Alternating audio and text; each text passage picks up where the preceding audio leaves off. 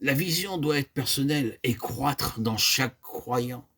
Dans l'ancienne dispensation, tout devait être dit au peuple. Il obtenait les choses par quelqu'un d'autre, de seconde main. Ce n'était jamais à eux. Ce n'était pas d'origine. Dans la nouvelle dispensation, celle du Saint-Esprit, la chose s'est trouvée en eux-mêmes. La source était en eux. Cependant, la chrétienté est devenue dans une très large mesure un système qui est retourné au niveau de l'ancienne dispensation. Cela signifie que nombreux sont les chrétiens qui ont leur vie fondée sur des messages et sur des sermons qui vont de réunion en réunion afin que d'autres leur disent certaines choses. Combien de chrétiens rencontrez-vous aujourd'hui qui vivent réellement dans une personnelle et véritable révélation de Jésus-Christ? Je ne pense pas que ce soit quelque chose de peu d'importance. Le grand besoin de nos jours, c'est que le peuple de Dieu soit rétabli sur la même base que l'Église au commencement, sur la base du Saint-Esprit.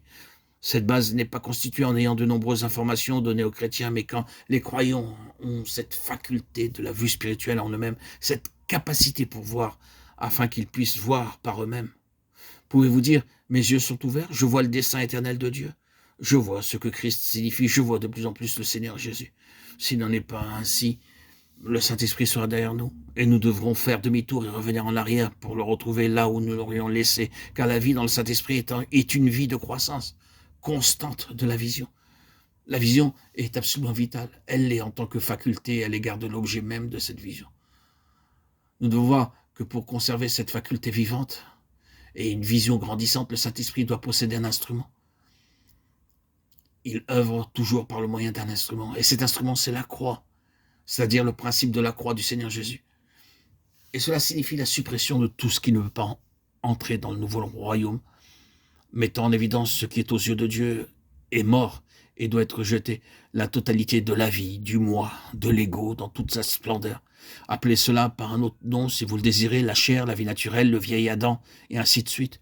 Je préfère ce terme de principe du moi, car il est très compréhensible que ce soit le principe du moi se manifestant vers l'extérieur, en s'affirmant, en s'imposant partout, là où ce moi peut avoir de l'impact, ou bien lorsqu'il agit vers l'intérieur, attirant tout à lui-même. Oh, il y a beaucoup de facettes de la vie du moi dans ces deux directions. Nous pouvons identifier celles qui sont les plus évidentes, mais savons-nous jusqu'où cette vie de moi est enracinée profondément en nous, avec toutes ses nombreuses ramifications? Oh, nous ne parviendrons jamais au bout dans ce domaine. Ce principe s'étend tentaculairement dans toute notre constitution. Ce moi, qu'il soit affaibli ou qu'il soit encore fort, car il est tout aussi mauvais quand il est faible ou bien quand il est fort. L'attendrissement sur soi-même n'est seulement qu'un moyen d'attirer l'attention sur nous en étant préoccupé de nous-mêmes. C'est aussi pernicieux que d'être manifestement autoritaire. C'est le moi sous différents aspects.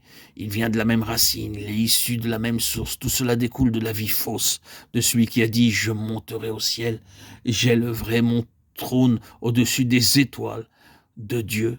Je m'assirai sur la montagne de l'assemblée, je monterai sur le sommet des nues, je serai comme le Très-Haut. » Ésaïe 14, 13 et 14. Je. En vérité, on ne peut pas épuiser toutes les variantes possibles de cette vie du moi. Donc, comme elle est si variée, tellement étendue et enracinée, le Seigneur n'agit pas une fois pour toutes à son égard. Il l'a fait, bien entendu, potentiellement, par la croix de son Fils.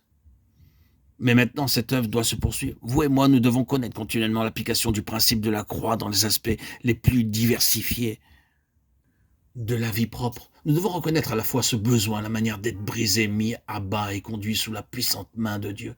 C'est ce que signifie être disciple. C'est cela, être discipliné et formé. C'est dans ce domaine que le Saint-Esprit intervient sans répit contre la vie du moi. Même lorsqu'il s'est agi d'un apôtre comme Paul, expérimenté et aussi bien crucifié.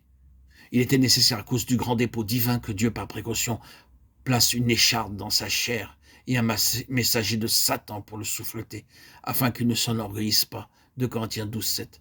C'est une chose très pratique. Le Saint-Esprit se sert du principe de la loi de la croix, successivement et toujours plus profondément, afin de dégager ces immondices qui occupent le terrain qui appartient au Seigneur. Il doit y avoir un bon nettoyage du terrain, afin que ce nouveau royaume spirituel s'édifie subjectivement en nous.